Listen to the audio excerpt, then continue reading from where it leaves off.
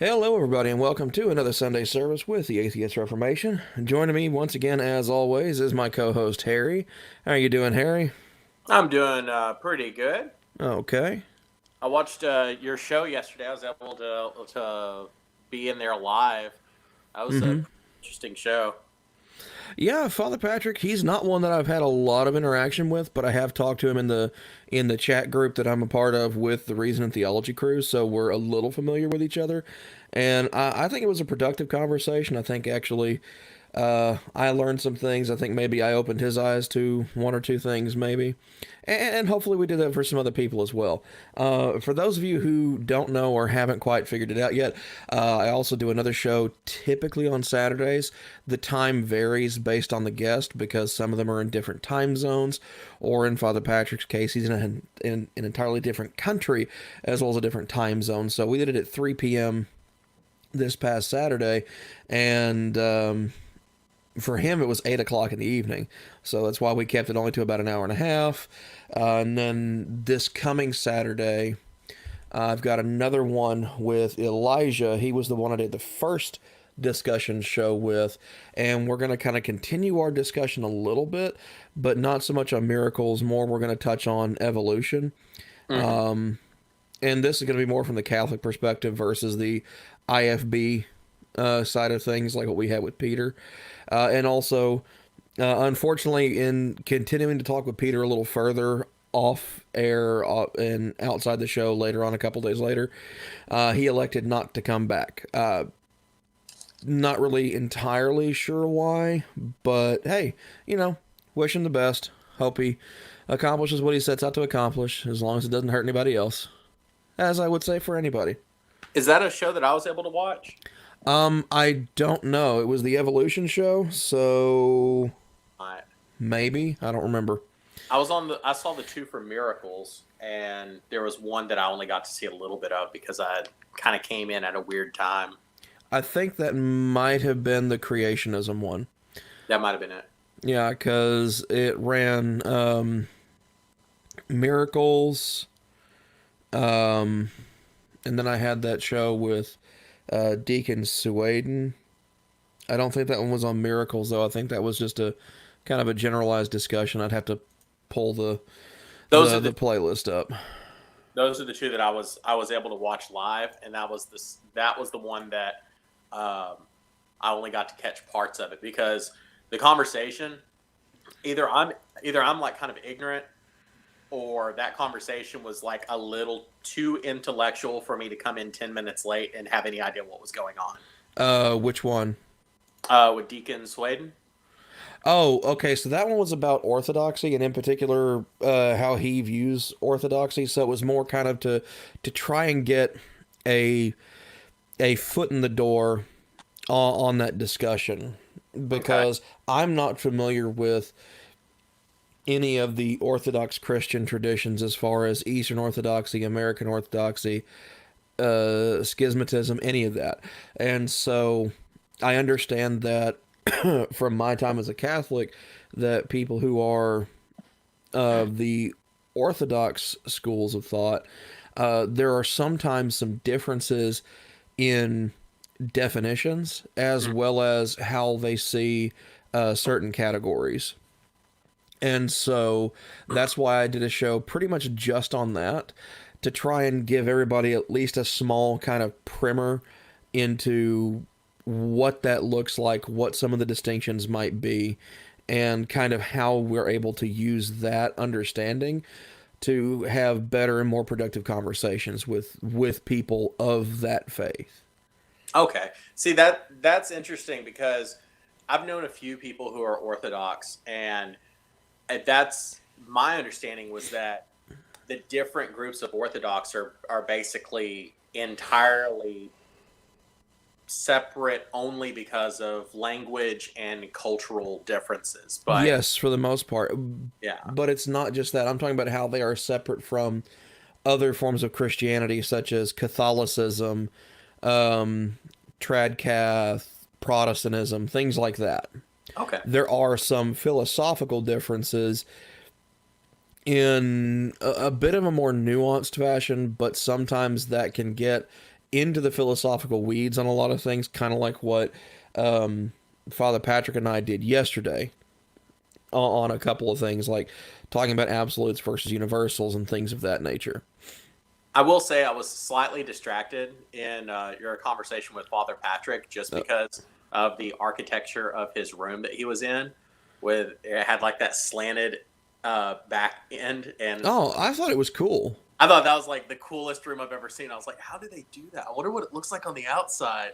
And yeah, but yeah, wherever he's from, I definitely want to look up some of the architecture from that area. If I remember right, he's in the UK. So he's like dead up in Greenwich Mean Time. Okay. Yeah. Where precisely? I didn't get that far into it because some people don't want to divulge that information, and so I usually just don't bother asking about that because I don't want to accidentally dox somebody who doesn't want to be. Oh yeah, I know where that comes from. Yep. Whereas me, I don't care. I'm in Lufkin, Texas. If people want to find me, they can. I'm a political activist in Houston, so Yeah. gonna know who I am one way or another. Exactly. So to kind of start the show off and whatnot, please everybody remember to like, comment, and subscribe, and hit that notification bell icon down on the right, just to the right of that subscribe button. After you subscribe, just hit all notifications. You'll find out when we have new shows coming up, when new live shows are announced, all that fun stuff. As always, you can also follow us on Facebook at facebook.com/The Atheist Reformation. And if you want to be on the show of Discussions with a Theist, have an idea for a discussion you may want to have on a show like this that may not necessarily fit the two shows we got going right now, or if you potentially want to be a guest on the Sunday service, I'm sure we could probably figure that out. You can either contact through YouTube and just leave a comment down below. Always love that. Or you can send me an email at the Atheist Reformation at gmail.com. And I tend to respond to those pretty quickly. I try to check that email at least 3 or 4 times a day just to be on the safe side. And with all that being said, we are going to change the Atheist Reformation public service announcement for this week. And it's sponsored by that package of toilet paper right behind me. We finally got a sponsorship. No, I don't even know what that brand is, in all honesty.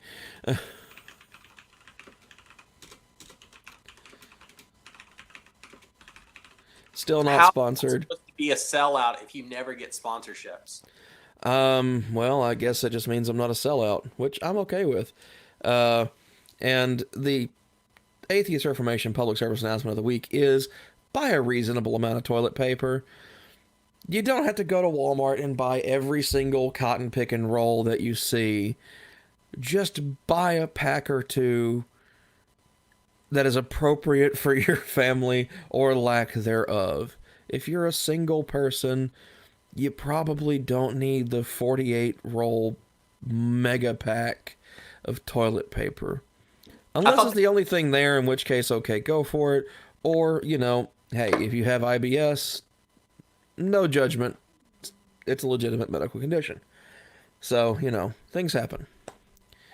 Or I guess more appropriately, shit happens. But hey, I thought they had limits on it now, where you could only buy 1 pack at a time. In most places, it's only 1 pack at a time. Some, depending on the size of the pack, it's 2.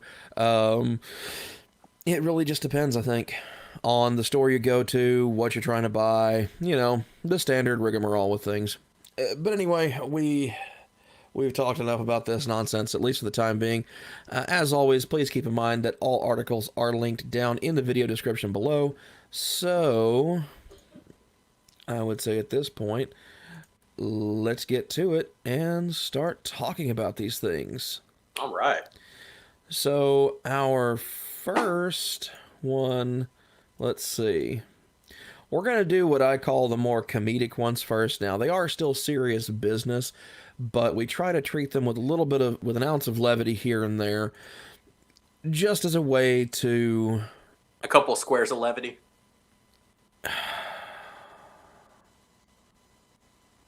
No, Harry. No. Anyways. Let's see here. So our first story comes from NPR today, and we're talking about Jim Bakker, televangelist in Missouri, who is being sued because he's selling a fake coronavirus cure. Tell a criminal. Okay, I'll allow that one because Jim Bakker did do some time in the past. I forget exactly what for, but yes, he is a criminal. Anyways, so to go through it, he says this influenza that is now circling the globe, you're saying that silver solution would be effective. So it looks like he's trying to push off that somehow colloidal silver, possibly, which is also touted as a cure-all by homeopaths and other stupid nonsense. It's 100% colloidal silver, and it is his own mixture. And I think it comes in the form of a drink and a salve. Really? Yeah, Wow, that's wonderful considering that colloidal silver is, mildly toxic. I mean, it's not good for you. Don't drink it. Homeopathy is still bullshit. Just because it's not the PSA of the week, homeopathy is still bullshit. Keep that in mind. Every one of you. Every last one of you. And if you're a homeopath, I'm sorry. You believe in bullshit. It's really interesting because they don't do the whole like watered down thing. Right. They've slowly kind of gotten away from the law of infinitesimals, which for those of you who don't know, it's relying on what they call the inherent memory of water. I mean, I don't know how water can remember anything considering it doesn't have a central nervous system. That, it's a little bit of a problem there. And so they take it and they do a 1 to 100 solution in water of the thing that you want to put into the body, mix it with 99% water. And then you take 1% of that and mix it with 99% water. And do that over and over and over and over again to a rate of 30C, which is where I think you do that 100 times, 30 times, something like that. It's a ridiculous amount. And the reason why it's such a ridiculous amount is because if you were to take the smallest medical droplet, or the smallest medical dosage, which is a drop that is about 1/60th of a milliliter. So to take that amount and run it through that process, if you were to take all that water and put it into a great big ball, that the diameter of that ball of water would be a little over a light year. That's a lot of frickin' water. There's not that much water on this planet. In fact, that is several thousand times, that is several orders of magnitude more water than is on this planet. So, yeah, homeopathy is indeed bullshit. So, acid water, colloidal silver, black salve, none of that is good for you. Now, I will say, and you can tell me if I'm wrong, that there's always a kernel of truth to things, and that silver does have some kind of antibacterial properties. To some degree, yes, but in its metal form. So mixed into a solution and then drank is just toxic. Very mildly toxic because they dilute it to such an extreme degree. But it is still toxic. That's why that dude turned blue. So my understanding is what they do is because I happen to know someone who is an advocate of this. I'm sorry. It's okay. It doesn't look like it's harmed this person yet. And I don't think it will. It's not about harming the person. It's about harming those around them. Yeah. Because typically advocates tend to be relatively healthy people, and they only do like one or two little things here and there, at least from my personal experience. But they push this crap on people they know who are actually ill or have legitimate long-term and chronic illnesses, and that's freaking dangerous. Yeah. So what this person does is take a a bit of silver in its metal form and then places it in water and then runs an electric current into it so that some, I guess, you know more about chemistry than I do. Doesn't that release like something off of the metal? Like an electrolysis bath or something? Okay, so an electrolysis bath, all that really does is get the crap off of it. So whatever is on that silver is what's going into the water. Okay. And also, electrolysis, not really a great thing because that can do weird things to water on top of putting stuff into it.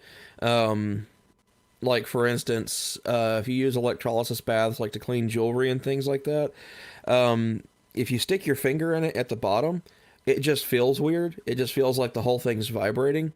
But what it's actually doing is it's actually starting to burst the cells in your finger at that point. So if you take the Electrolysis is literally just breaking apart molecules for the most part. So if you take a bit of silver, say a silver coin, and you put it into water, and you hooked up a couple of batteries to it, positive and a negative, so that current was running through the silver. Right. If it was sufficient enough to cause an actual electrolytic effect, you might get some silver here and there, but mostly what you're going to get is the tarnish and the crap that is on that silver into the water. And this person uses that for external cleaning of wounds. And I'm thinking, at least it's encouraging them to wash the wounds.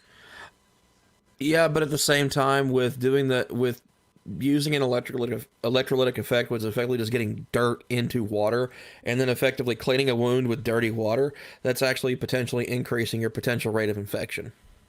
Oh, okay. Yeah, that's not a good thing.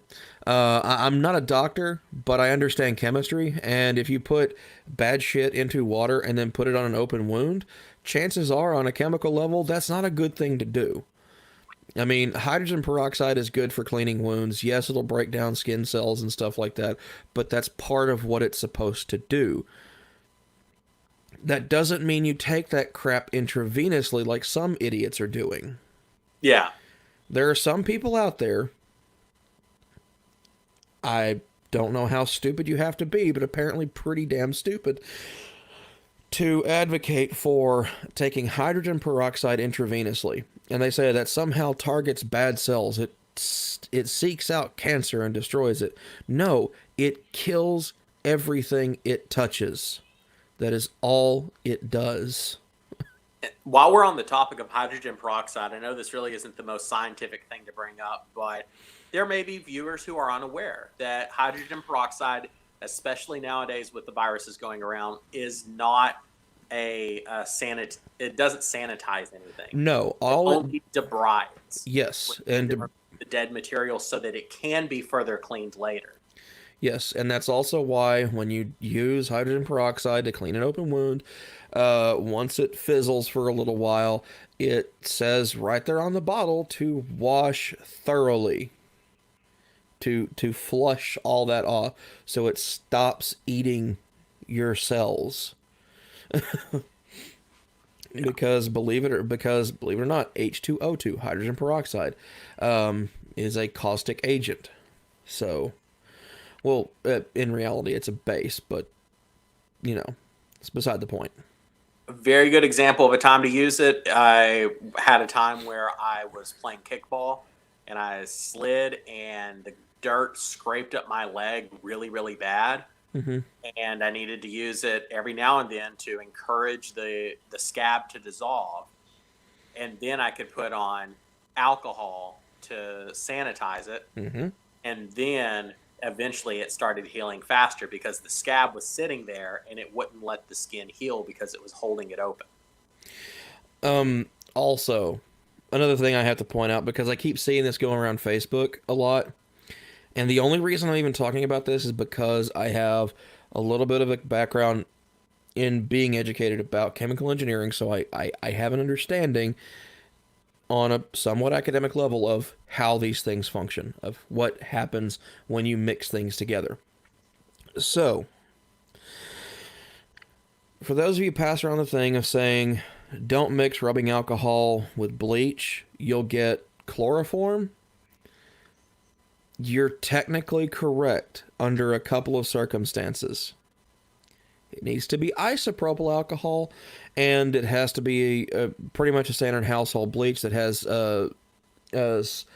sodium hydrolite or something like that in there.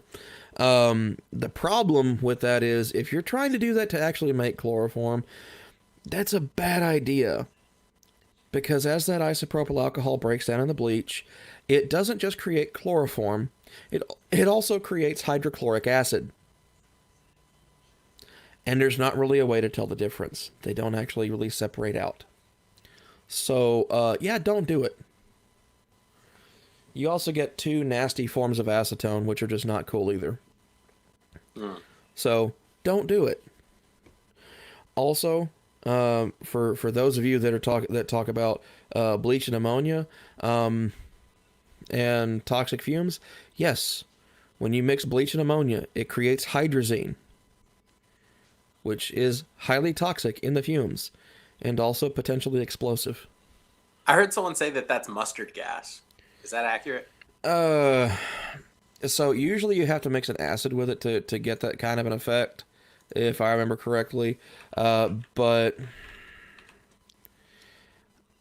because I've known a couple of people who basically had problems where they were cleaning their house with multiple agents and they poured everything down the drain. Right.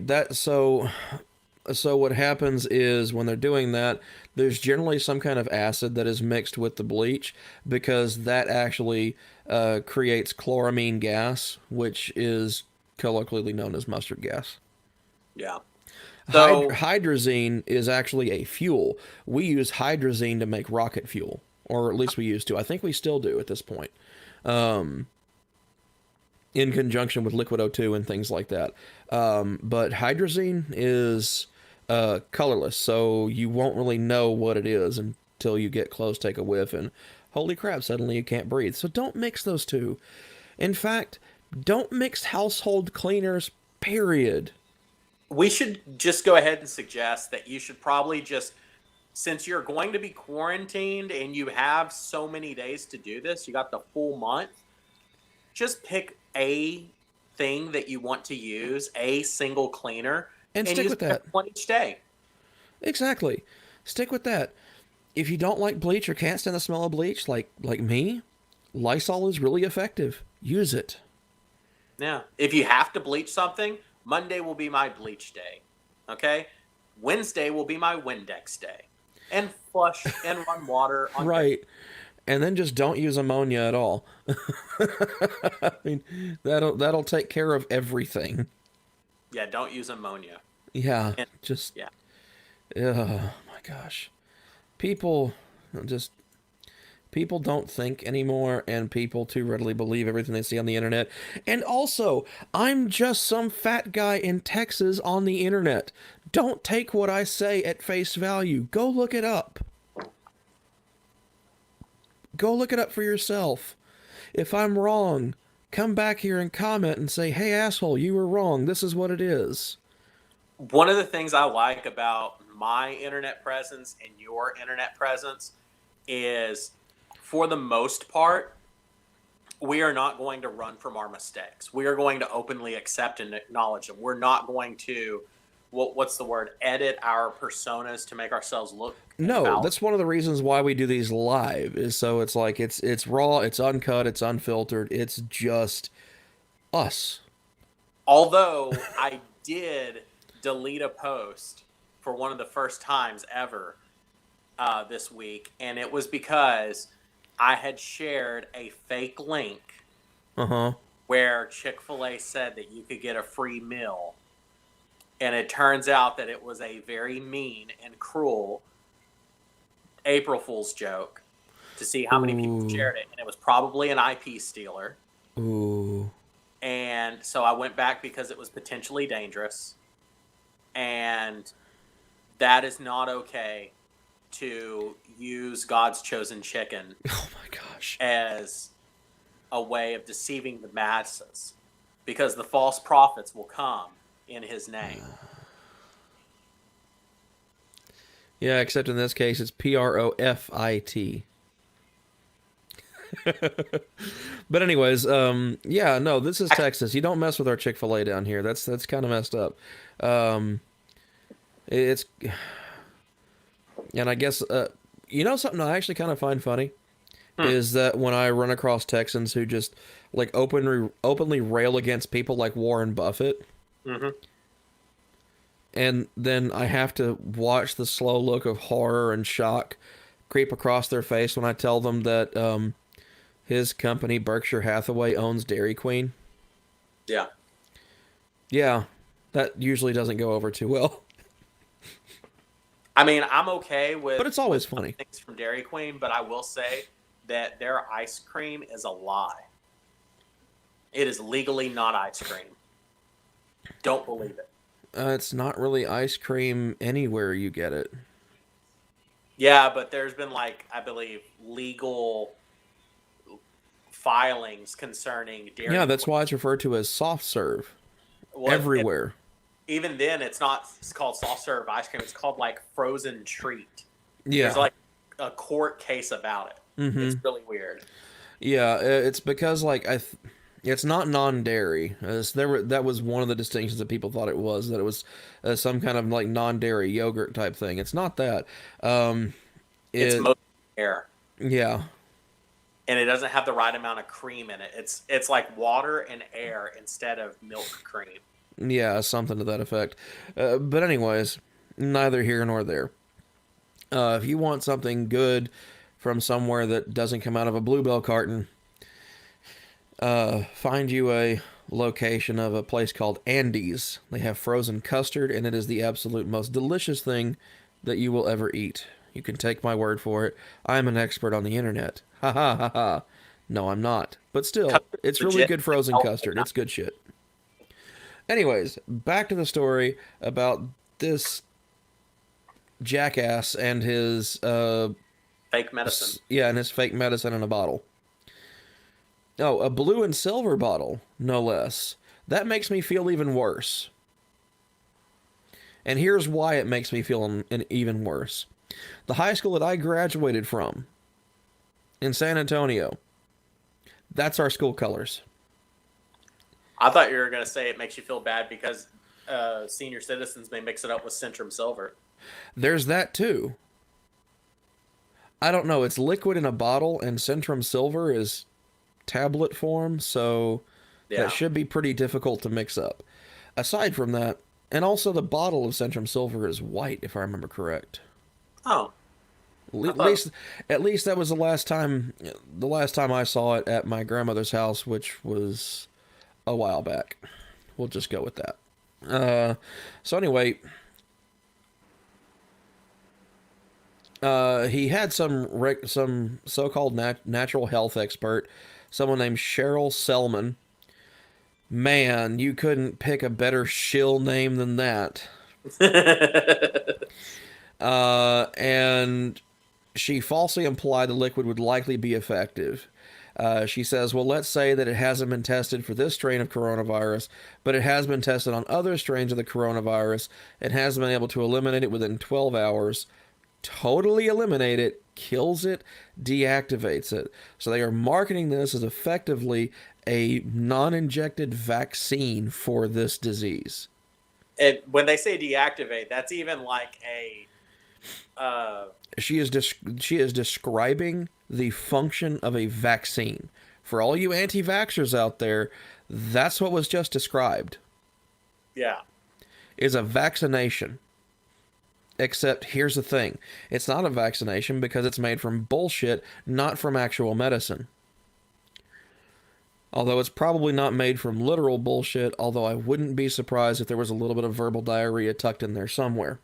No, but there are actual medicines that are literally made from cow manure that are being sold as COVID medicines in some areas. Yeah, I think I saw a story about that happening in India. Someone like ate cow shit.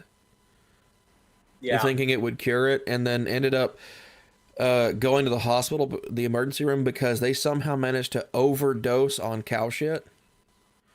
I didn't know that was possible, I never wanted to know if that was possible, but now that's information that is trapped in my skull, and it is now trapped in everyone who ever watches this. I had to share that. That has to be... I can't be the only one. So... She also says that Silver Solution has been proven by the government that it has the ability to kill every pathogen it has ever been tested on, including SARS and HIV. Geez, could you... I mean, what else does it cure? It cures. I mean, you know, on something like that, you should only list on that bottle the things that it can't cure. Like you can't sell it to Kent Hovind because it can't cure his tax evasion. It can't cure your soul going to eternal damnation if you don't change your ways. It can't cure stupidity. I don't know, although... It can't cure Jim Bakker going to jail. Nope, because he's already done it. But I hope he goes back to prison for this shit. And 4 ounces, 4 4-ounce bottles, so 16 ounces, could be yours for just $80. $80 for 4 4-ounce bottles of bullshit. Actually, we're looking at less water than is in this container. Yeah, not only that, that breaks down to $5 an ounce.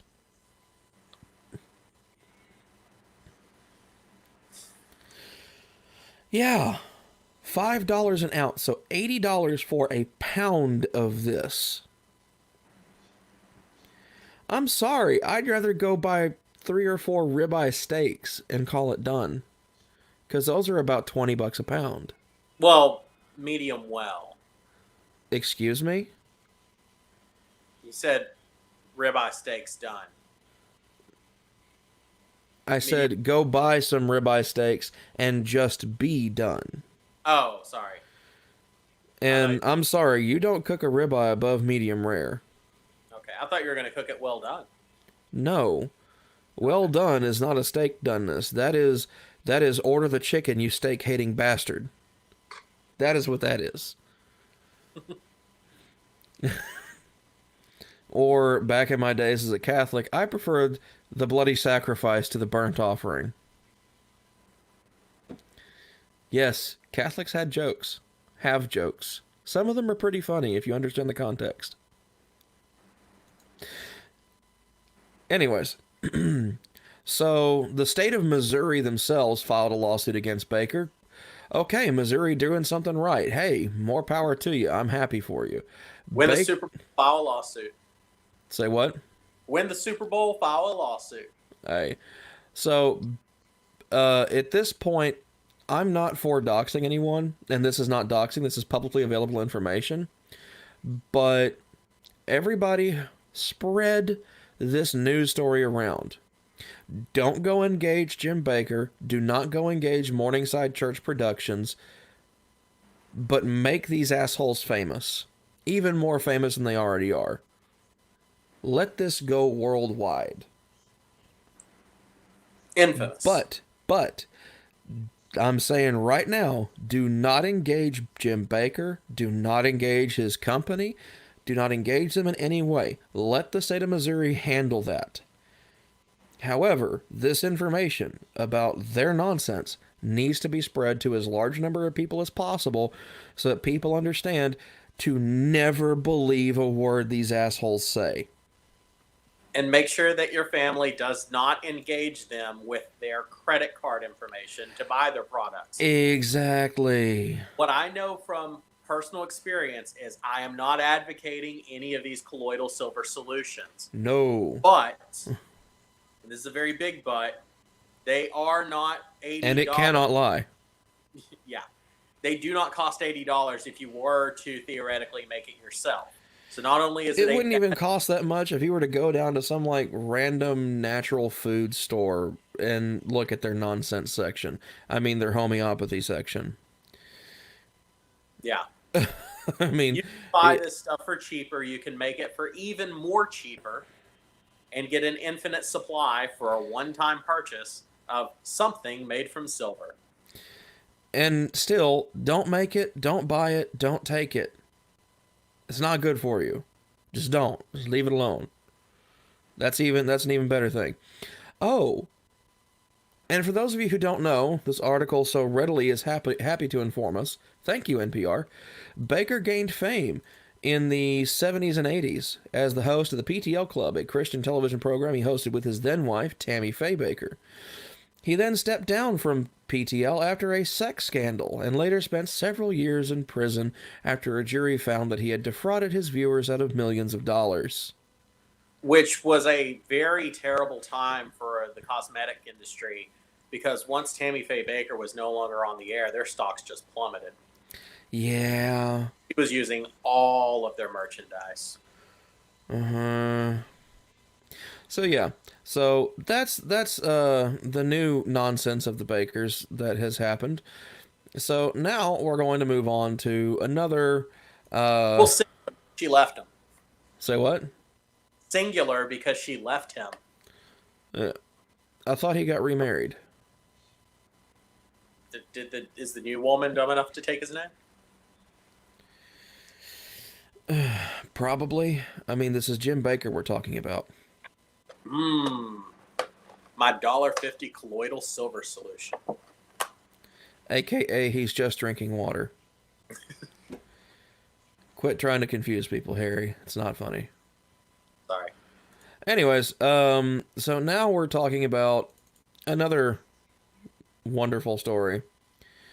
So an imam in British Columbia calls for the elimination of atheists and victory for jihad.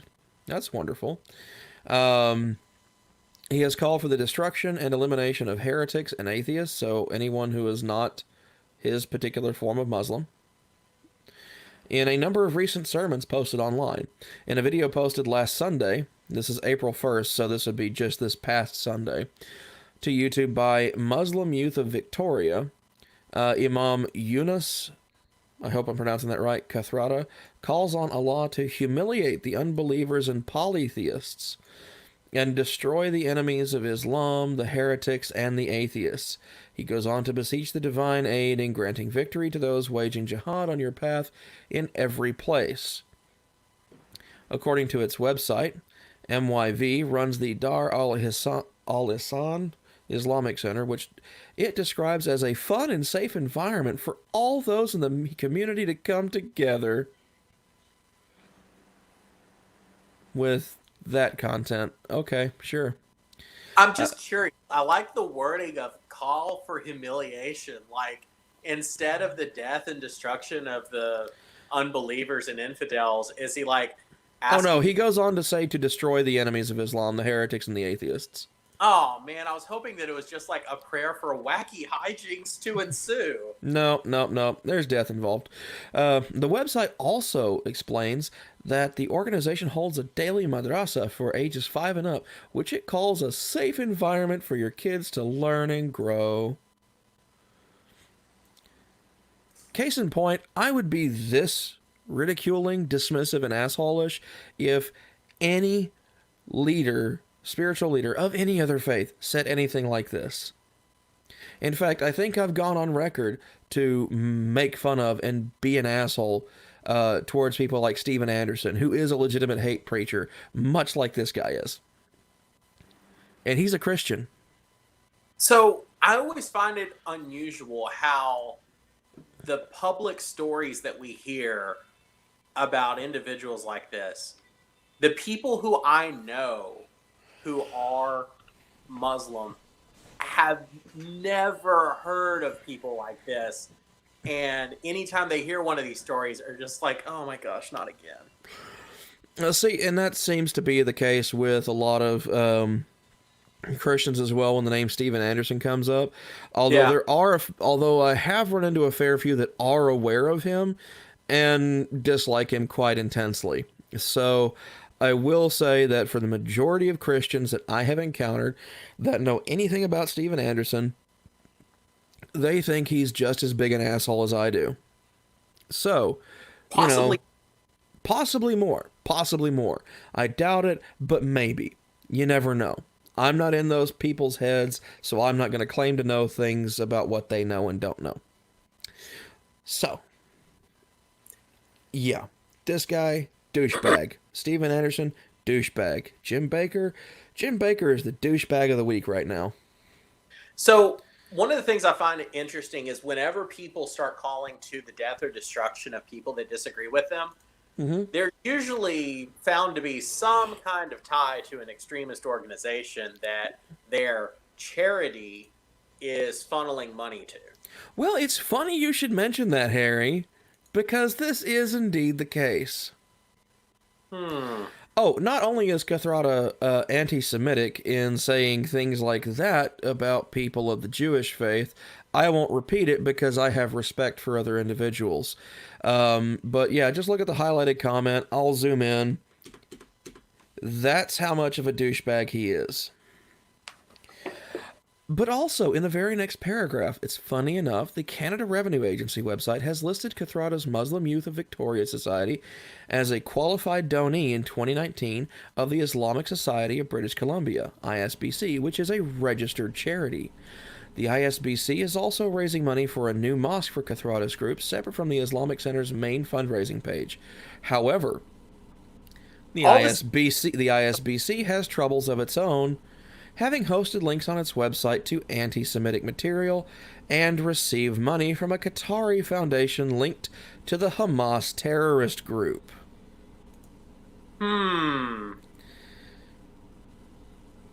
Yeah.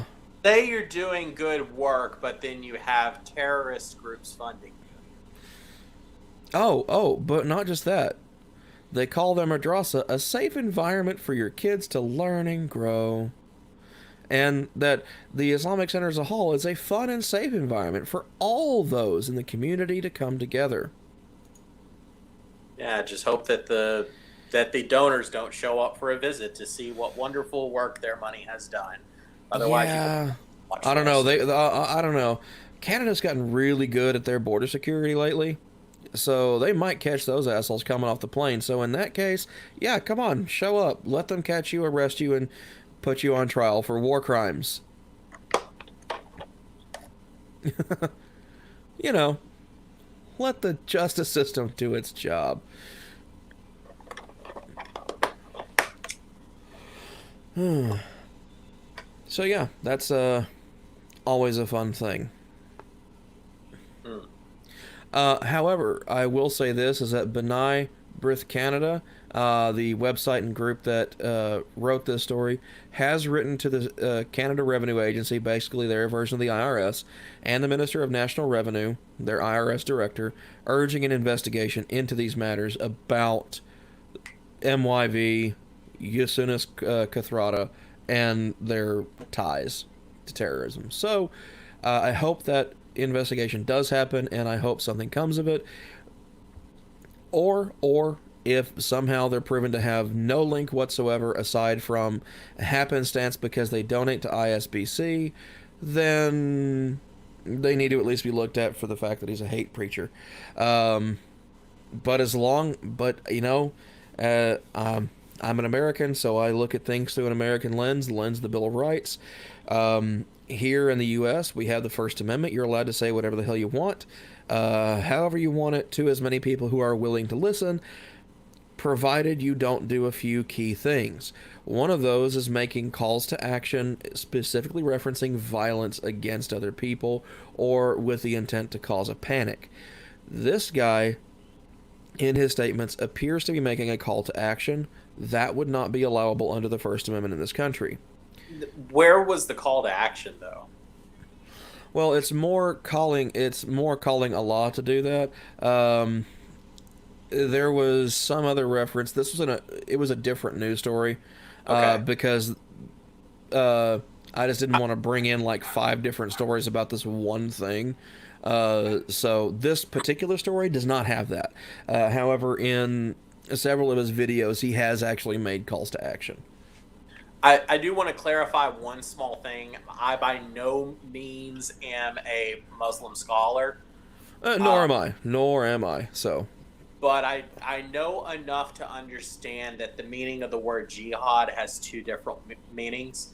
A lot of people only think of it in terms of physical warfare, Right. but it also it refers to an internal struggle, Mm-hmm. a struggle for personal righteousness, like to live Yes. your life in a correct way.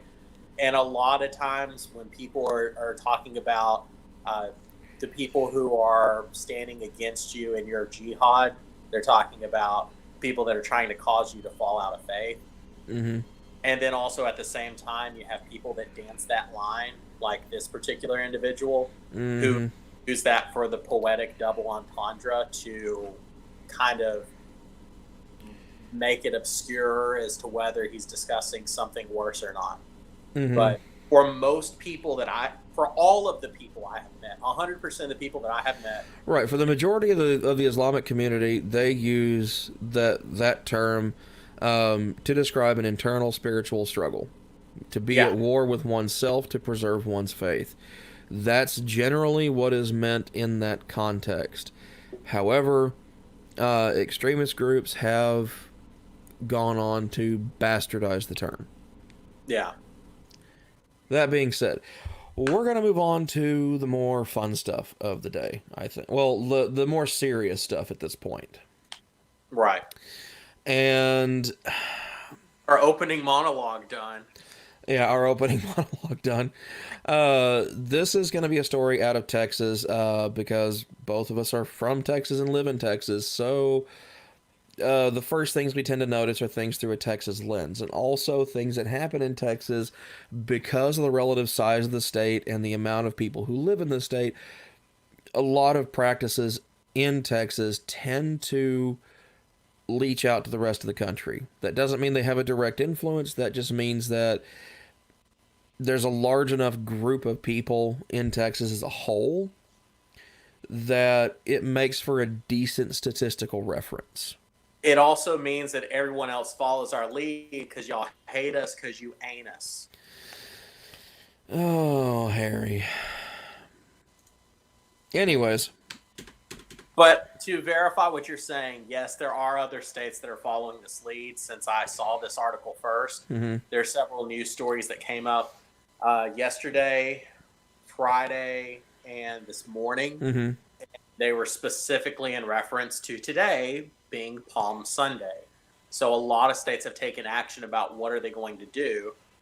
But I won't ruin the article. Take it away.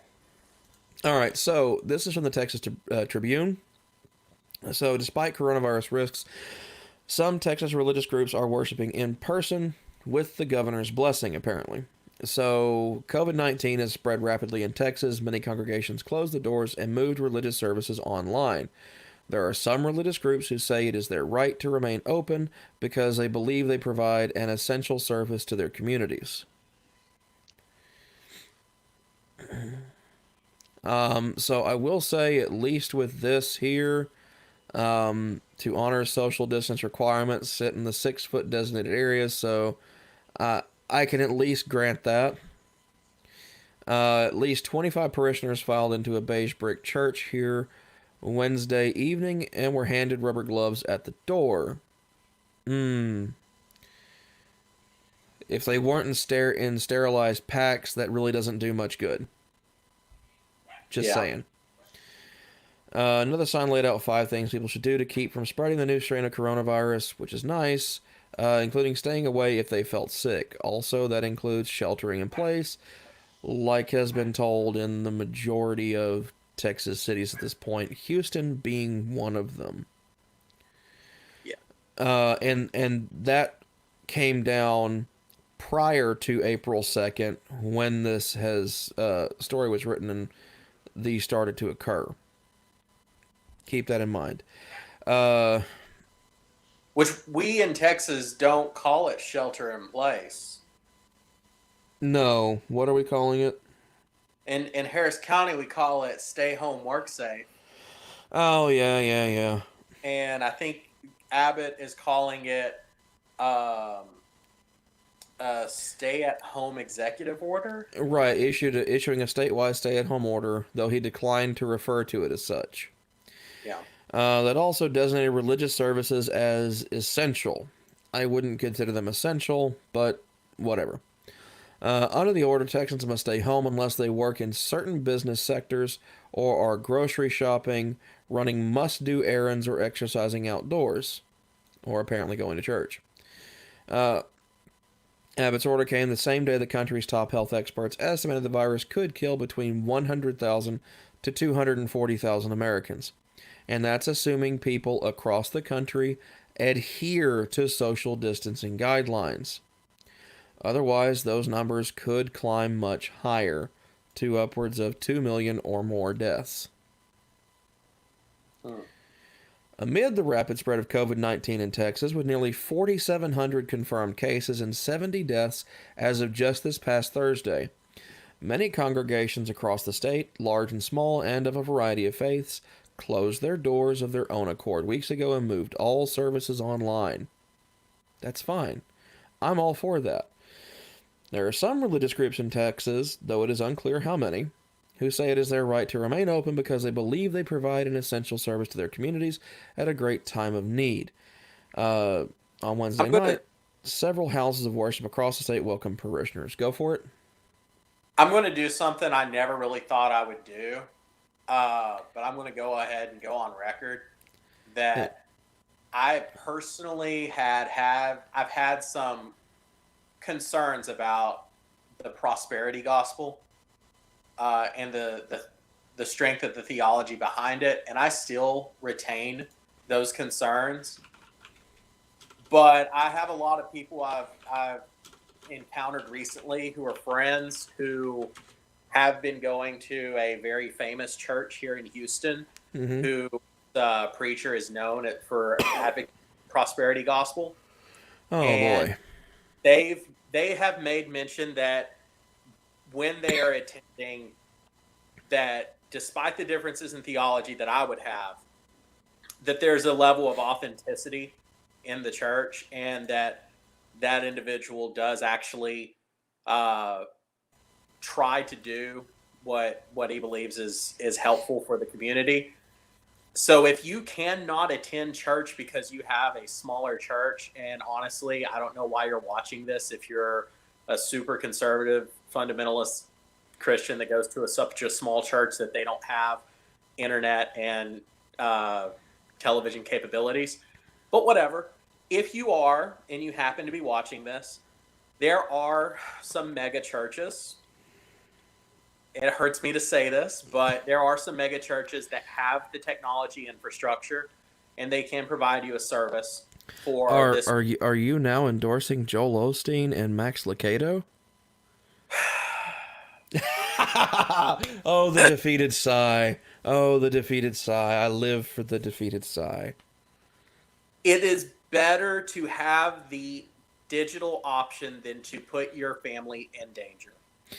Yes. Also, top scientists and public health experts have warned that religious services appear to be particularly conducive to COVID-19 transmission, with multiple documented cases of spread in houses of worship across the globe. Here are some reasons for that. Because churches and church services attract an eclectic group of people. And when I say eclectic, I mean particularly various ages. It's usually families that go to churches, multiple generations, sometimes up to 3 or 4 or even 5 separate generations in one room. So the very, very young and the elderly are much more susceptible to this than people who are young adults up to about the age of 35 or 40. People in our age range are probably going to be okay, but once you start getting over the age of 50 or so, your chances start creeping up and up and up and up and up. And not to mention people with immunocompromisation that attend church. Yes. Because it is known to be, or believed to be, a safer place and productive for them to go to. you and I may disagree on the scientific efficacy of faith and how it responds to the healing uh, process. It's been tested. It's actually worse than placebo. There's documented evidence. But anyway, Regardless, just be aware that if you are going to church because uh, it's important for you to have that during this time, and you're in a very specific immune compromised illness, that there are options that are available, so you don't have to be there physically present. yeah, for those, I've attended churches in the past when I was still a theist, when I was still a believer. I attended churches that even today do not have internet or TV capabilities. They might have internet there at the church themselves, but they tend not to anywhere else. Some of the pastors, if they're younger and a little bit more tech savvy, they tend to set up little mini live streams or have Facebook live conferences with their congregants in that manner, usually through a laptop or something. Quality is kind of crap, but it is workable. Also, in the faiths that I ran in, you had the option of being able to just call your pastor anytime, day or night, if you need some kind of spiritual guidance. I'm an atheist. I don't believe in spiritual guidance, but if that makes you feel better, if that is going to help you stay calm during this pandemic situation and help you not go stir crazy and help you not do something stupid that endangers yourself or endangers somebody else, then call your freaking pastor, talk to them. And as a Baptist, if you are in a Baptist church or a similar denomination and you call a number to reach your pastor, you'll probably be transferred by switchboard to one of the different committees for ministry that will be happy to provide you whatever kind of support and assistance you need, whether it's a prayer line or perhaps in this case, what might be more tangibly useful. Is that the right wording? Yeah, tangibly is a word. And useful, someone to guide you through the process of making sure that you're logged on to the website correctly and that your computer is able to view the live stream. Mm-hmm. I don't know about other Protestant denominations, but that's something that the church secretaries and committees were very happy to offer, is basic tech support to help you through a process, or even Meals on Wheels. A lot of churches, if you can't find food in your grocery stores or don't want to go out, they might be able to hook you up with some food once a day. Yeah. So there are resources out there available to you. Please use them. And if your city has a city ordinance that tells you to stay inside and not go out, please follow those directives. Don't get yourself in trouble, because here in Texas, in most cities, it's up to $1,000 fine for being out after certain times, or for other reasons that are not what are listed. So don't take the risk. I know this is going to sound strange coming from a libertarian, but in this specific instance, do what the government tells you. They're actually right for a change. And if you live in my area and you're sick and don't want to go out into the public and you need someone to drop off a bag of groceries, and you happen to have my number, which I'm not going to give out, but I do, I'll be happy to drop some food off at your door, no contact. And if I get arrested for it, I'll tell them that it was my exercise of my First Amendment, and we'll let the court case happen. Yeah. Also, if somebody just wants to talk, yeah, they can contact through the YouTube channel here, can reach out via Facebook, can contact via email. This information is available to you. This is also on the contact page or the community page of the channel. So if you just need someone to talk to, just need someone to hear you out, regardless, fine. I'm happy to sit and listen to somebody. I mean, yeah. I run this channel so I can sit and talk and listen to people and swap ideas and things like that. This particular show may be a bit more combative than some people are used to, or they may not like how combative it does get from time to time. If you want something that's a bit more, I'm not going to say entirely scholarly, because they are all still lay discussions. discussions from a layman's perspective and things like that. But check out the discussions of the Theist Show. That's about exchanging ideas and just having an honest conversation with people. So that might be something people are interested in. Or there's tons of other content on YouTube. You by no means have to stick with me, although I would greatly appreciate it. And also, one final thing before we move on to the next story is that in looking at the metrics and things, people who watch this show and watch other shows on this channel, about 85% of you are not subscribed, which is not really all that surprising considering this is a small YouTube channel and is kind of starting to grow here and there. Please subscribe. If you like what you see, if you like the content, leave a like, leave a dislike. If you just don't like what I say, leave a comment down below. Participate in the live chat. Subscribe to the channel, turn on notifications, that kind of stuff. But anyways, there doesn't seem to be much more going on in this one.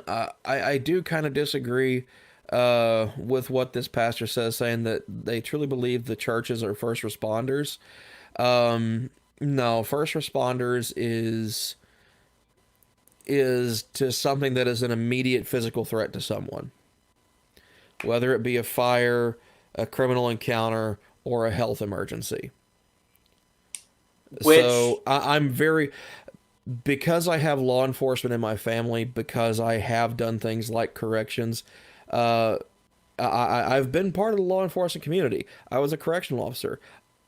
Even then, I would never refer to myself as a first responder because I wasn't. First responder is a very particular term to me. And so I do not appreciate it being used in this context. Yeah, there are first responders that do attend churches, but the church itself is not a first responder. No, it is not. I would argue that they do offer essential services when disasters and emergencies come up. They often do provide food to the community, temporary shelter, or access to supplies and services that are necessary to people as part of their ministry. And to some degree, I can agree with that. I do acknowledge that in times of stress and times of in issues like this, they can at least provide comfort and sometimes provide basic human needs, such as food, maybe some clothing if that becomes necessary, although I really wouldn't recommend it.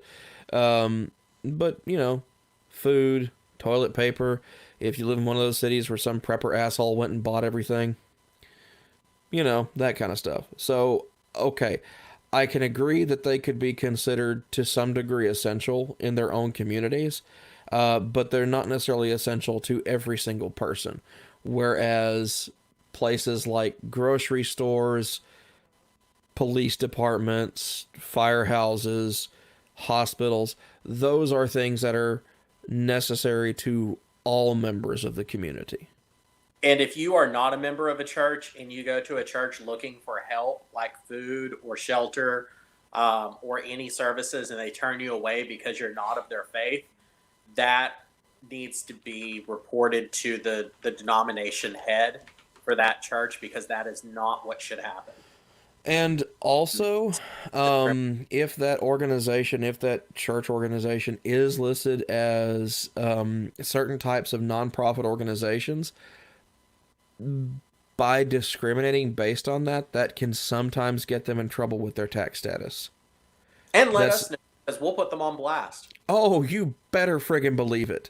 Oh, so much. I put Alex Jones's ass on blast 2 weeks ago when he was discounting his prepper food at like $3,000 when prior to that, because we have things like the Wayback Machine to go look at his douchebag website, where the same shit was being sold at a standard price of like $1,300 or $1,400. Now all of a sudden it's discounted down to $29.99.99. Bullshit. I like how you referred to cash as the Wayback Machine. Google Cash. Mm-hmm. Yeah. Well, no, there's like an actual website called the Wayback Machine. Oh, really? Yeah, that's usually what I use because they generally have a better website caching than Google Cache does sometimes. I thought you were just making a Rocky and Bullwinkle reference. No, there's that may have come about as a Rocky and Bullwinkle reference, but no, that's a legitimate thing, the Wayback Machine. Huh. And they have a tendency to target websites of particular crazy persuasions. Hmm. Like, for instance, birdsaren'treal.com. Yeah, there's a legitimate belief out there with some people who think that there are no living birds anymore. They're all robots operated by the government. Hmm.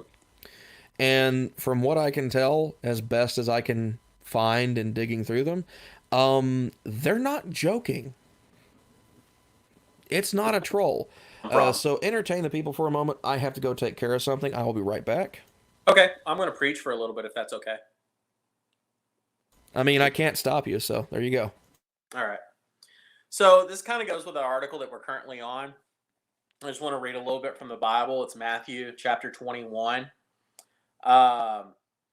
When they had come near Jerusalem and had reached Bethphage at the Mount of Olives, Jesus sent 2 disciples, saying to them, "Go into the village ahead of you, and immediately you will find a donkey tied and a colt with her. Untie them and bring them to me. If anyone says anything to you, just say this: the Lord needs them, and he will send them immediately." This took place to fulfill what had been spoken through the prophet, saying, "Tell the daughter of Zion, look, your king is coming to you, humble and mounted on a donkey, and on a colt, the foal of a donkey." So this is in reference to Palm Sunday. I thought that would be relevant because it goes along with, there is, for a lot of Christians and, specifically Christians, but there's a need for going to church this week and next week. We often talk about putting on our Easter best. There's Easter dresses and Easter suits that we wear, and it becomes a very big occasion for us to go to church on Palm Sunday and on Easter because it's probably the most important holiday for Christians. Christmas would be a close second.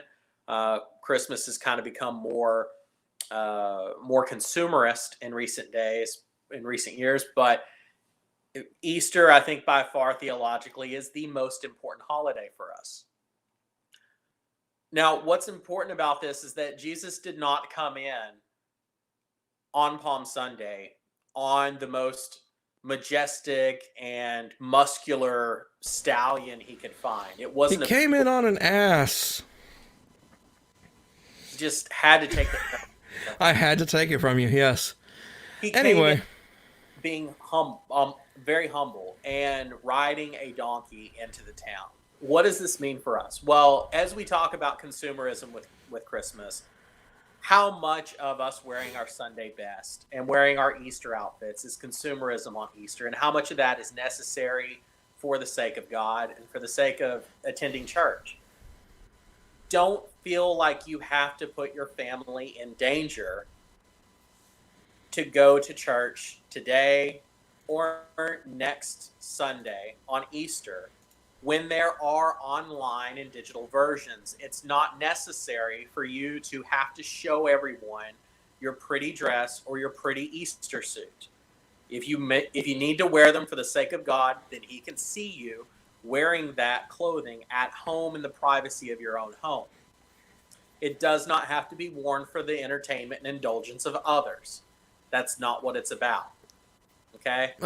So please make smart decisions, and please think about how even Jesus was able to be humble going into Jerusalem on Palm Sunday. You should be able to show the same humility. Yep.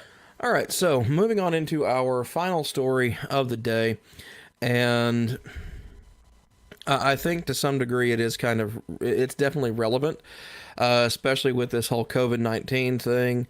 Anti-vaxxers being unfortunately a growing community at this point, as well as the increase in things such as flat earth content and things of that nature.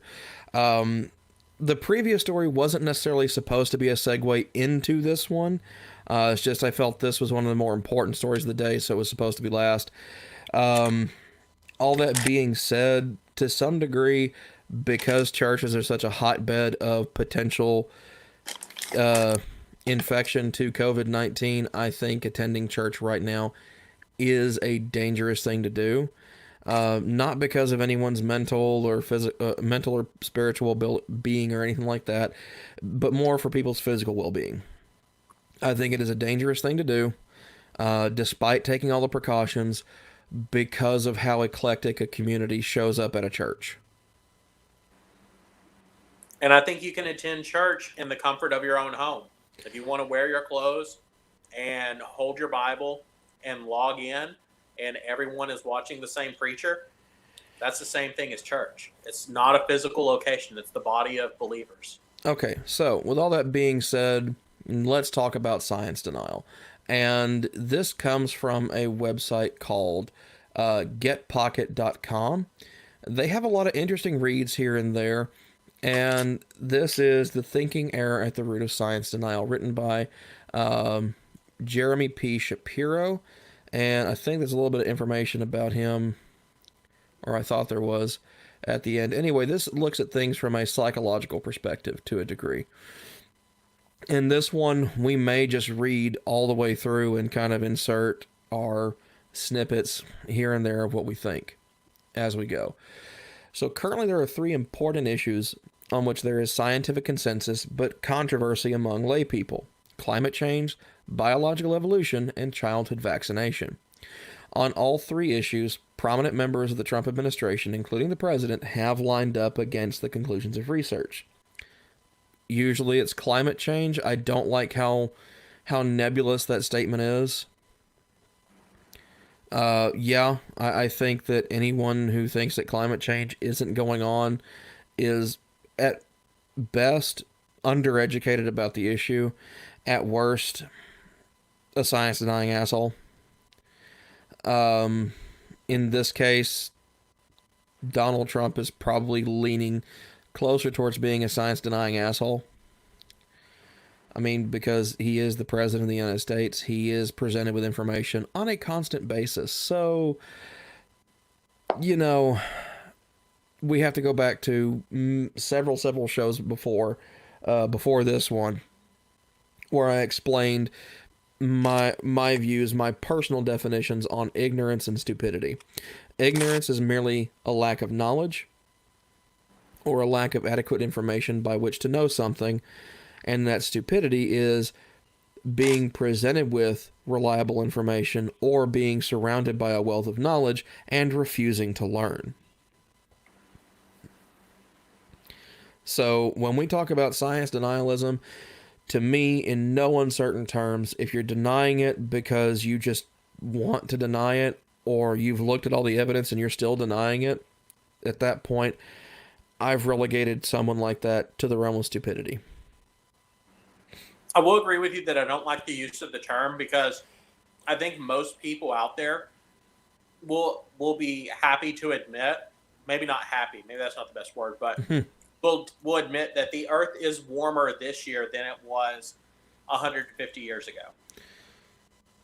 Okay, but climate change isn't just global warming or global cooling or anything like that. That was purported in the past, but has since been corrected and amended to be more accurate to what is going on, which is simply climate change that humans have an effect on, which we have a demonstrated effect on. So it's not just climate change itself, it is anthropogenic climate change, human-driven. So your contention is that it wasn't as specific as a term as it should have been that they used in the sentence. They used too vague of a term? I think they used too vague of a term. They should have said anthropogenic or human-driven or human-caused or man-made climate change. I would agree with you, because I think that... I think that's a more accurate term. But I understand... But I do understand that colloquially, it is just referred to as climate change for the most part.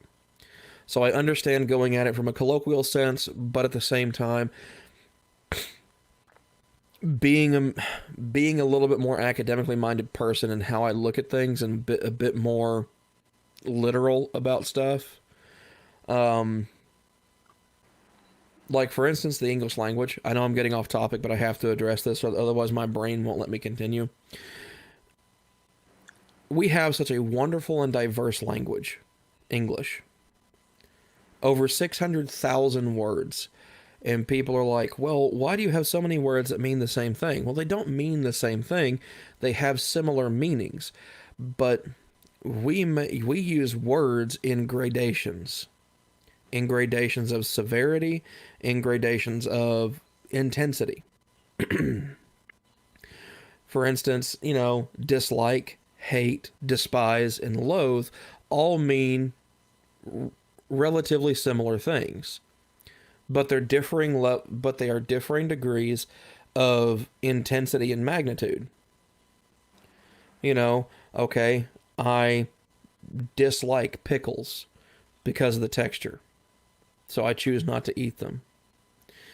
Or someone saying that they hate spinach. Okay, well, that's a very intense dislike. Loathe, man, you hate everything about them. Despise, you think that thing shouldn't even exist.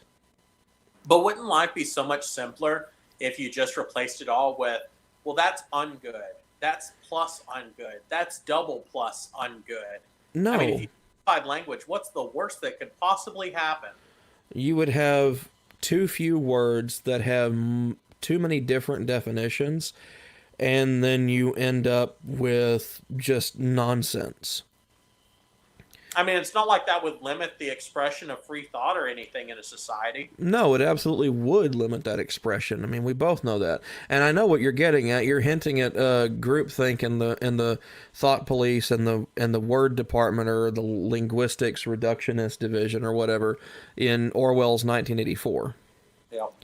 And the main character's one of his quote unquote best friends hopes that one day we'll be able to isolate the dictionary down to a single word, and that be ultimately expressive of everything we ever need to discuss. And that word is twerk. No. If anything, they might be able to get it down to 3, and those 3 words would be I am Groot. But anyways, we have all these different words that have different levels of intensity. And so, for me, I tend to choose my words relatively carefully, because I want to accurately portray what I really think about something. And when people say, oh, you're just being overly pedantic in word choice and things like that, no, I'm not. It's about accurately representing what it is I'm trying to say. You never turn around and just say, but you used pedantic. I have done that a time or two. Like, for instance, these are 2 Latin phrases, obviously, but it's talking about logic. This one idiot in one of the Flat Earth forums that I every once in a while look at when I decide I hate myself a little bit more that day. And he talked about modus tollens and a bunch of different things, and he wasn't using it properly. He didn't understand how modus tollens works. For those of you who don't know, there are 2 sides to that coin. You have modus ponens and modus tollens.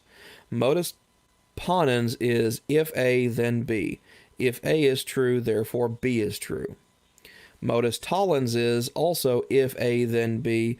If A is not true, then B is not true. That's all it is. It's just a basic logical structure. But a lot of times, people end up using them incorrectly. And those create 2 unique logical fallacies called affirming the consequent and denying the antecedent. And that's basically just saying B is true, therefore A is true, and then B is not true, therefore A is not true, when that's not actually the case. But that's neither here for there. So there you go. That's your little mini logic lesson for the week, I suppose. And that was really just off the top of my head. I'm pretty sure I got all that right. If I didn't, let me know, and I will correct myself next week. So, back to this. This widespread rejection of scientific findings presents a perplexing puzzle to those of us who value an evidence-based approach to knowledge and policy. I can agree to that. Yet many science deniers do cite empirical evidence. The problem is they do so in invalid, misleading ways. Psychological research illuminates these ways. And this is where I get to when talking about arguments for the existence of God. I'm not saying we can scientifically know for sure one way or the other, yes or no on that question.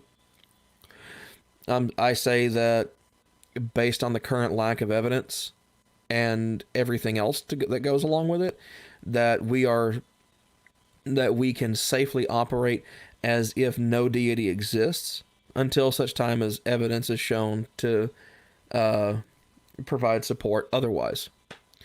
To me, that's the most intellectually honest position to hold, because to me it's the position of the null hypothesis. For those of you who are not aware of what a null hypothesis is, it is something that cannot be proven, it can only be disproven. So when I say that I don't believe a God exists based on a lack of evidence, okay, I can never prove that because I can never consistently prove that negative of a lack of evidence. Because to do that would be to show evidence for a lack of evidence. But my position is very easily disproven by showing evidence to the contrary. That's why I say that my particular position, or I feel my particular position, is the most intellectually honest space to occupy. If people agree, disagree, it doesn't matter. That's my position, that's my thoughts on the matter. And if you're watching this, well, you're watching this to hear my thoughts on it, so that's what they are. Deal with it. Anyway. An unintellectual argument, but we can probably discuss that another day. Say what? I have several unintellectual arguments, but we can discuss those other days. Oh. Mouth's getting a little dry. I had to sneak a little drink of something. Anyways, so the author of this is a psychotherapist, which is one of the reasons why I chose this article. So he says that he sees a striking parallel between a type of thinking involved in many mental health disturbances and the reasoning behind science denial. Now, let's be clear. This guy is not saying that these people have these mental health disturbances.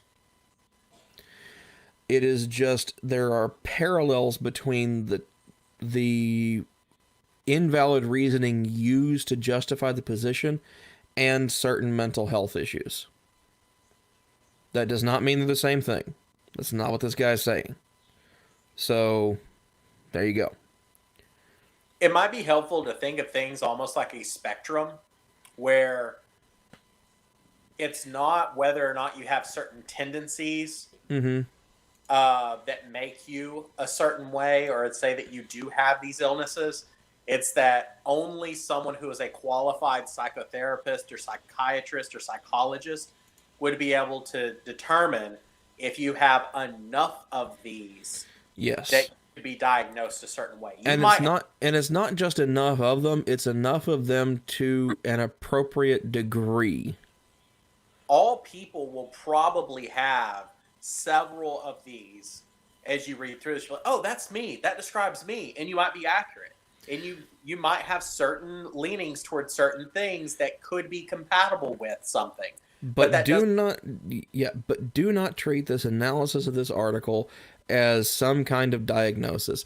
The biggest mistake any person can make with their mental health is attempting to self-diagnose. Yep. You're biased. Leave it to a professional. If you think you might have something, consult your doctor, consult your physician, ask for a referral to just go ahead and have a review done. If this is self-help as a way of you, like, not medically, but just like, oh, I can look at things in different ways and I can grow and be a lifelong learner, that's okay. Yeah, and if for whatever reason you go to this doctor and they tell you that there's not anything wrong with you,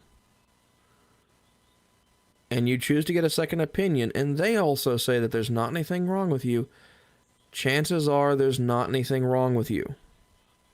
So, there you go. But if you're made of money and you want to keep getting third, fourth, fifth, sixth, seventh opinions, then by all means, participate in capitalism. Yay. Anyways, as he explains in his book, Psychotherapeutic Diagrams, dichotomous thinking, also called black and white and all or none thinking, is a factor in depression, anxiety, aggression, and especially borderline personality disorder. In this type of cognition, a spectrum of possibilities is divided into two parts, with a blurring of distinctions within those categories. Shades of gray are missing. Everything is considered either black or white. Dichotomous thinking is not always or inevitably wrong, but it is a poor tool for understanding complicated realities because these usually involve spectrums of possibilities, not binaries. And that's one thing that I have an issue with when it comes to certain aspects of philosophy, is it tries to break everything down just to two possibilities, yes or no. And while you can do that with a lot of things, it's not always black or white. Or red all over. Well, I mean, this is an article, even though it's not a newspaper, so...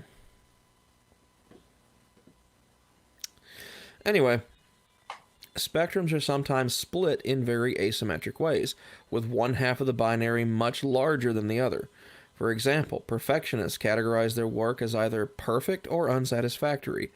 Good and very good outcomes are lumped together with poor ones in the unsatisfactory category. In BPD, relationship partners are perceived as either all good or all bad, so one hurtful behavior catapults the partner from the good to the bad category. It's like a pass-fail grading system in which 100% correct earns a P and everything else gets an F. So, he says he often sees science deniers engage in dichotomous thinking about truth claims. In evaluating the evidence for a hypothesis or theory, they divide the spectrum of possibilities into two unequal parts: perfect certainty and inconclusive controversy. Any bit of data that does not support a theory is misunderstood to mean that the formulation is fundamentally in doubt, regardless of the amount of supportive evidence. This is one of the biggest problems, biggest mistakes people make with talking about biological evolution. They think that if we don't find a transitional fossil, then it's all off the table. But they don't seem to realize that everything is transitional. Literally everything. You don't share much genetic... There are more differences between you and your parents than there are between you and several other things. Similarly, deniers perceive the spectrum of scientific agreement as divided into two unequal parts, either perfect consensus or no consensus at all. Any departure from 100% agreement is categorized as a lack of agreement, which is misinterpreted as indicating fundamental controversy in the field. Again, no. Science deniers misapply the concept of proof. This is very true. Proof exists in mathematics and logic, but not in science. Research builds knowledge in progressive increments. As empirical evidence accumulates, there are more and more accurate approximations of ultimate truth, but no final endpoint to the process. Deniers exploit the distinction between proof and compelling evidence by categorizing empirically well-supported ideas as unproven, or the just a theory category is what I kind of see with this one. Such statements are technically correct, but are extremely misleading because there are no proven ideas in science, and evidence-based ideas are the best guides for action we have. So, let's look at that from a philosophical standpoint, since we do talk philosophy on here from time to time. Specifically, what's being referred to a certain degree is a priori versus a posteriori knowledge. So, a priori knowledge are things that can be known with absolute certainty, with 100% certitude, but they don't really offer any genuine content about the world. Whereas a posteriori can never be known for certain, but does offer genuine content about reality. This is the difference. I have observed deniers using a three-step strategy to mislead the scientifically unsophisticated. First, they cite areas of uncertainty or controversy, no matter how minor, within the body of research that invalidates their desired course of action. Second, they categorize the overall scientific status of that body of research as uncertain and uncontroversial. Finally, deniers advocate proceeding as if the research did not exist. A person who is very good at following this three-step strategy is Kent Hovind. He does this all the time. He's been purporting his bullshit DVDs, the lies in the textbooks, for the better part of three decades at this point.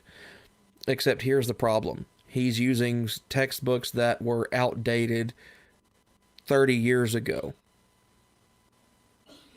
Like say what? Sometimes it takes people a long time to read through stuff. It does no good to try and debunk a textbook written in 1976 in the year 1996, because that book has changed a lot. Unless a certain state, Oklahoma, is still using those textbooks. Yeah, or unless another certain state, Texas, deliberately tries to eliminate science from science textbooks for purely religious purposes and nothing else. I do want to talk about something right there, because sure, go for it. I'm not arguing against what you're saying. I'm just going to let that one stand. But it's not just religion. I was listening to an article. I was listening to like a radio show. They were talking about the political agenda behind textbook revisionism, and how there's a lot of states that they won't change some of their textbooks because of the special interest groups. Like, basically a textbook gets written from an academic standpoint, it gets presented, and it's supposed to. Huh? I said it's supposed to. Right. Well, that part is good. It's written from an academic standpoint, it gets presented, and then the education committee, or whatever group it's called in that particular state, because they were talking about both California and Texas in this particular instance. And one criticism I instantly have to offer is the chairman, or the most recent chairman of the Texas Education Commission, or TEA, is not an educator, has never been an educator. He's a fucking chiropractor. So what they do is they present it, and then they review it and see if it's going to be approved. And a lot of times what they'll do is they will send it back for revisions to include additional material that, like, how if you ever went to school in Texas, I know you've seen this, if you went to school in other states, you might have. Like where they try to say the Ten Commandments informed the Bill of Rights, which is complete bullshit. We're not talking about religion at this point at all. It's just, it goes along. I'm just saying that's one of the revisions that I've seen attempted to Yeah. be put into a textbook. It was just it was an idea for context. Okay, yeah. The example they were using is where it says like side note or like editor's note, and it has like these little boxes that are inserted into the text that have related material, but it offers a specific perspective. And they said two examples that they were really concerned about is in Texas, when it talks about the Second Amendment, it specifically starts talking about like a whole bunch of gun ownership in modern court cases that really doesn't have to do with the original writing of the Constitution, which Correct. I agree with that perspective, but I can understand why it's an example they used in the textbooks, because it makes sense for Texas that we would have something that says, but yeah, your modern day gun is just as good. The example they were giving in California was where they were talking about the Harlem Renaissance, writings from critics of the time that were criticizing the Harlem Renaissance for being lower education or promoting violence. And it's interesting that what you're talking about here, oh, that just happened. But it kind of goes along with that. I thought that was an aside that's relevant, that people of all No, I agree that that is a relevant aside. But yeah, primarily the most that I see these days are people who are not qualified to be making decisions about how education is done in the state, especially Texas, are making decisions. Like Ken Ellis, who is a freaking chiropractor, is not an educator, and headed up the elected body of the Texas Education. Yeah, and it's not just biology and no, it's all subjects taught in public schools. Yeah, And studies. I'm sorry, I don't care. You can keep it an elected body. I'm fine with keeping Texas Education and the state board as an elected body. I'm fine with that. However, there needs to be a qualification in there that to even run for that office, you must have a background in education as a teacher. You must have some sort of educational degree. Because that is a very specific qualification to do something, to do a job like that. And I think is absolutely necessary. So anyways, to continue on with the article, he says climate change skeptics jump from the realization that we do not completely understand all climate-related variables to the influence that we have with no reliable knowledge at all. Similarly, they give equal weight to the 97% of climate scientists who believe in human-caused global warming and the 3% who do not, even though many of the latter receive financial support from the fossil fuels industry. That's another thing you have to watch out for, is who is financially backing certain individuals.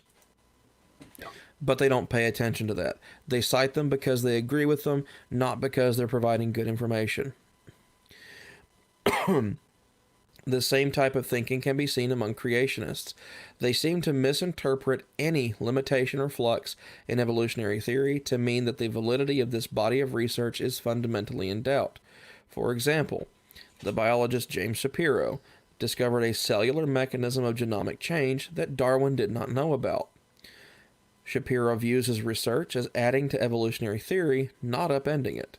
Nonetheless, his discovery and others like it, refracted through the lens of dichotomous thinking, result in articles with titles like "Scientists Confirm Darwinism is Broken" by Paul Nelson and David Klinghoffer of the Discovery Institute. God, I hate... no. Which promotes the theory of intelligent design, which is really just creationism with a different label. I love the idea of someone saying, oh, the guy who went all the way around the world trying to eat everything before it was extinct had a possibly small flaw in his train of logic. Yeah. Shapiro insists that his research provides no support for intelligent design, but proponents of this pseudoscience repeatedly cite his work as if it does. The same goes for Mary Schweitzer, the same goes for Mary Schweitzer and the supposed flesh of T-Rex that was pliable and able to be played with when it came out of a fossilized bone. The reason why was because of the solution that they used. It turned it into jelly. That's what made it pliable. It wasn't living tissue. It wasn't recently deceased tissue, as some jack-offs in the creationist community like to purport it to be. And for those of you who don't know, Dr. Mary Schweitzer is a practicing Christian, and she is routinely called for idiot creationists to stop trying to shoehorn her work into meaning something that it has never meant. So, take that. Also, for those who don't believe in evolution or think that to be religious, to be a Christian, that you cannot accept evolution, case in point would be Dr. Kenneth Miller. He is a Roman Catholic biologist who testified on behalf of evolution during the Kitzmiller v. Dover trial. He was also one of the authors of the original textbook that they were trying to replace with Of Pandas and People, and soundly tore apart Michael Behe. What? I just love the title of that book. I've never read it, and I probably never will, but it's awesome. Yeah, it was okay. So it was essentially the same book that they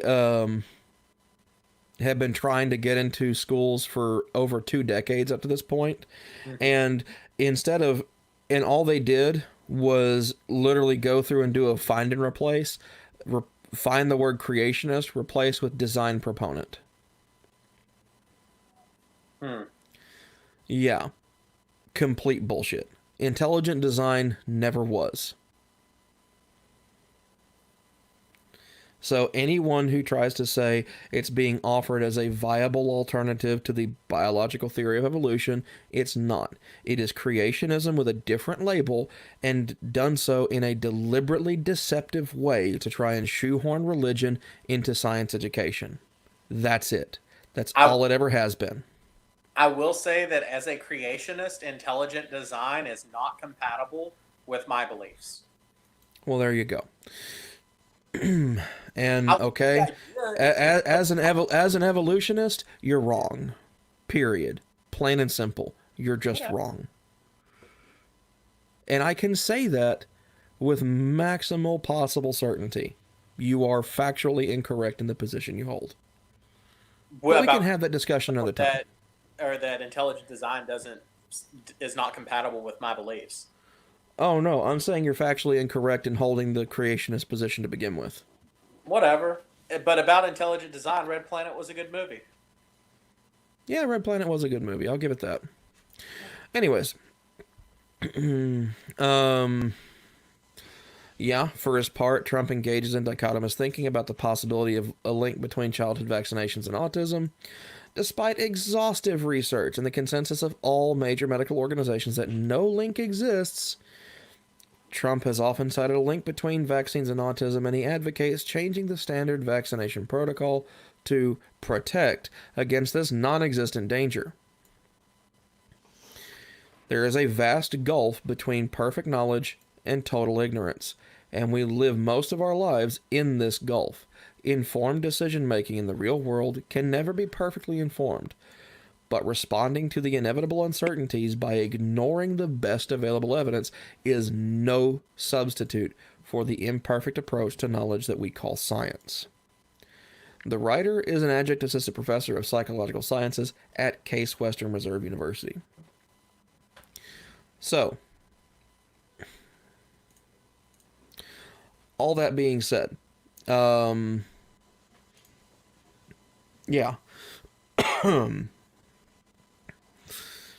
All that being said, yes, there are science deniers out there. You as a creationist are one of them, Harry, I'm sorry to say. Okay, well, here's the thing. I'm going for my non-intellectual argument. Okay. And now, is this an argument for the existence of God, or is this an argument against evolution? It's an argument for creationism, not against evolution. It's the same thing. It's the same thing. But here's the argument that I have, and I think I might have told you this before. Uh-huh. When you think of an early caveman having domesticated a T-Rex and climbing on its back and charging out to hunt for dinner and throwing a spear into a low-flying pterodactyl, that image is too awesome to have not happened. Yeah, it never happened. Whatever. But you know what the important thing is? The important thing is I really hate whenever people who are anti-evolution use terms like, oh, it's just a theory, and they dismiss it because, like they mentioned in the article, that's a complete misunderstanding of scientific theory. Right, or to quote the Princess Bride, in particular Inigo Montoya, you keep using that word. I do not think it means what you think it means. A scientific theory is the best available explanation given all available data. That means that theory is explaining every bit of knowledge that we have about that topic in the best way we can figure out. That's why evolution works. That's why it's not just Darwinism. Darwinism is a very small part. Darwinism figured out natural selection. That's part of evolution. There are still things such as artificial selection, genetic drift, gene mutation, all these other things, evolutionary developmental biology. That is the all-encompassing label of the scientific field, is evolutionary developmental biology. Evo-devo.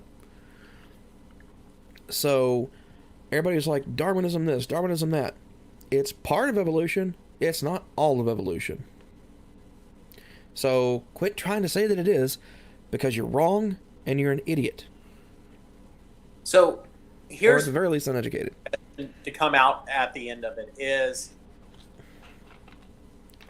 instead of there being this big rift between creationists, or you want to call them science deniers, and atheists on trying to... I have to correct you. I have to correct you on something. There are atheists who don't believe in evolution.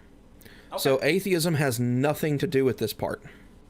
Okay. When it comes to science denialism, atheists can be science deniers too, because I've met atheists who don't believe in any deity of any kind, but they believe in things like Bigfoot, or they believe in ghosts, and things like that. So, no, an atheist can still very much engage in science denialist thinking. They're not immune to it, and anyone who says they are not is incorrect, or they're lying. Period. End of story. Here's my challenge to the science-y and the non-science-y community, because oftentimes there is some kind of middle ground and common ground. A lot of times people who are quote-unquote science deniers do agree with certain scientific principles that are compatible with their beliefs. So me as a creationist, you as a not creationist, I don't know what the right term would be, an evolutionist? We'll just go with the term most used to describe people like me, by creationists, which is an evolutionist. Okay. It's not entirely accurate, but we're just going to go with it for the ease of discussion. Okay. We don't have to agree on that. But me trying to change your mind using the Bible is not going to go anywhere. And no. You trying to change my mind about something that I believe is not going to go anywhere. But the fact that we're stuck in our particular mindsets does not mean that we can't still have fruitful conversations where we're both talking about how maybe people don't need to be wasteful. Maybe we should make smart decisions about the environment. Mm-hmm. Maybe nuclear power is a good option to stop the waste of fossil fuels. I agree with that. More nuclear power, even though ultimately it's just hot rocks to boil water. So why can't we spend our energy instead of putting each other down and calling each other stupid, working toward the things that we all consider to be smart and at least get those accomplished? I would say probably because I've heard I'm not even gonna say extremist thinking on both sides of the issue on that one. I would say it's because those who do deny science do so in such a way as to where they generally refuse to speak to someone who disagrees with them. That tends to be the thing that I encounter more than anything else. I find atheists all the time or evolutionists all the time who are more than willing to just sit down and have an honest discussion with anyone about anything. 99 times out of 100, when I encounter someone who is unwilling to participate in the discussion between creationism versus evolution, it tends to be the creationist who is holding up progress or refusing to cooperate or trying to do something in such a way as to be deceptive or shady. So why not just stop talking about that one topic? I think people should have 5 or 6 different topics. They shouldn't be single-minded. They should have 5 shouldn't be different topics, and then you pick the one that you can connect with that particular audience. I agree, but unfortunately at the same time, we don't tend to view things in the terms of a jack of all trades type situation. Not so much anymore. People have a tendency to specialize and sometimes hyper specialize in certain types of content. Like if someone wants to learn about evolution, I would direct them towards Aaron Ra's channel on YouTube, or I would direct them to University of Berkeley because they have an online primer about biological evolution. If they want to talk about philosophy, if they want an atheistic perspective on philosophy, I would direct them to something like Matt Dillahunty's channel. Or if you want just a strict rundown academic approach to it, Carneades.org. Those are philosophy heavy. Carneades.org hyper specializes in nothing but philosophy. Matt Dillahunty does a lot of philosophy, but primarily towards communicating atheism and secular humanism. And so there is a market, there is relevance to the niche, because when you specialize in a certain type of content and you increase your expertise, you can generally have more productive and nuanced conversations about that topic. But because of that, there seems to be a growing rift in what I would personally refer to as general knowledge. As in, there are certain things that I think people should be generally knowledgeable of. Evolution being one of them. Having an idea of how that functions, how those processes work. Because if you have a good fundamental understanding of what evolution is, what it does, what it doesn't do, what it says and what it doesn't say, then aside from just straight up religious dogma, everyone would understand and accept evolution. The same thing with gravity. The same thing with globe Earth. If a person approaches it from a truly intellectually honest perspective and honestly listens and is truly open-minded to actually changing their position based on where that evidence leads them, then they will believe in evolution. They will believe in gravity. They will believe in globe Earth. Because the facts will not allow them to believe otherwise. I think the only time they don't is if they don't have good information, or they have bad information, or regardless of the information they receive, they choose to believe what they want to believe despite evidence. And at that point, you can't have a conversation with that person because they are irrational. So one of the things that, and this might sound like a contradiction, but one of the things that you probably wouldn't be surprised with, because you know me personally, what the audience might be surprised with is I am a creationist, okay?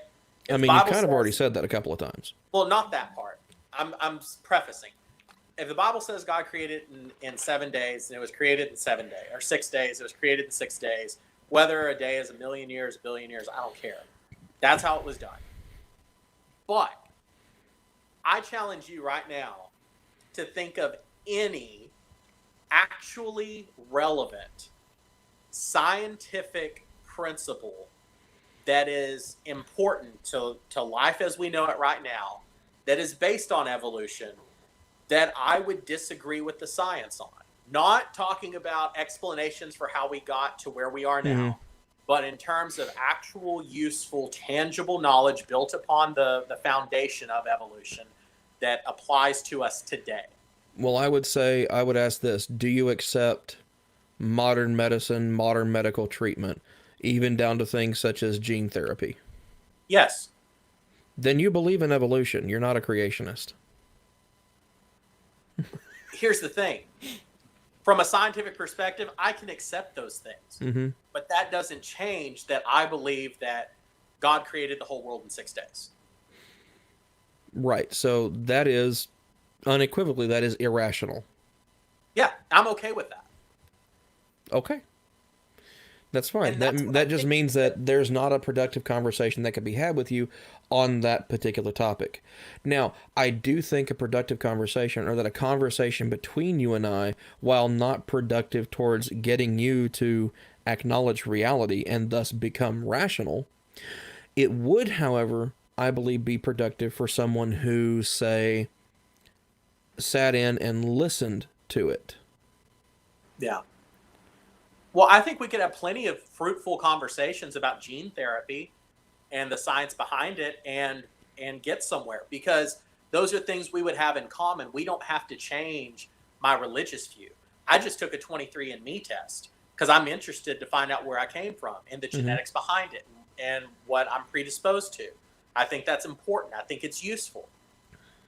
But that doesn't mean that I'm going to change my mind about what my faith in the Bible says. Right, and all that does is make you intellectually dishonest. Maybe to myself. No, I mean, like, on that topic, it makes you intellectually dishonest. See, I just don't think that intellect and faith necessarily have to coincide. Well, considering that faith is not knowledge in any shape, way, or form, because when you look at it from a philosophical standpoint, knowledge is justified true belief. Yeah. So you have to believe it.